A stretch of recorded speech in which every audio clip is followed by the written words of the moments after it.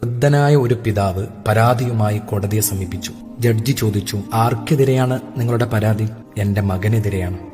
ആട്ടെ, എന്താണ് പരാതി?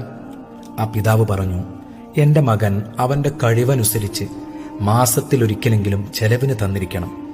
ജഡ്ജി പറഞ്ഞു, തീർത്തും നിങ്ങളുടെ ആവശ്യം ന്യായമാണല്ലോ. ആ പിതാവ് ഇങ്ങനെ പറഞ്ഞു തുടങ്ങി, ബഹുമാനപ്പെട്ട കോടതി, ഞാൻ ധനികനാണ്. എന്റെ മകന്റെ സമ്പത്ത് കിട്ടിയിട്ട് വേണ്ട എനിക്ക് ജീവിക്കാൻ.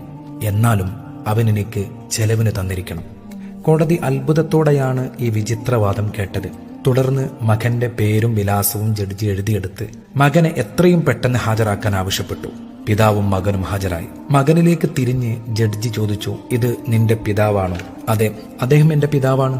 ഈ പിതാവ് നിങ്ങൾക്കെതിരെ ഒരു പരാതി സമർപ്പിച്ചിട്ടുണ്ട്. അദ്ദേഹത്തിന് നിങ്ങൾ ചെലവിന് നൽകുന്നില്ലെന്നാണ് ആ പരാതി. മകൻ പറഞ്ഞു, എന്റെ പിതാവിന് ഞാൻ എന്തിനു നൽകണം? അദ്ദേഹത്തിന്റെ കൈവശം ധാരാളം സമ്പത്തുണ്ടല്ലോ.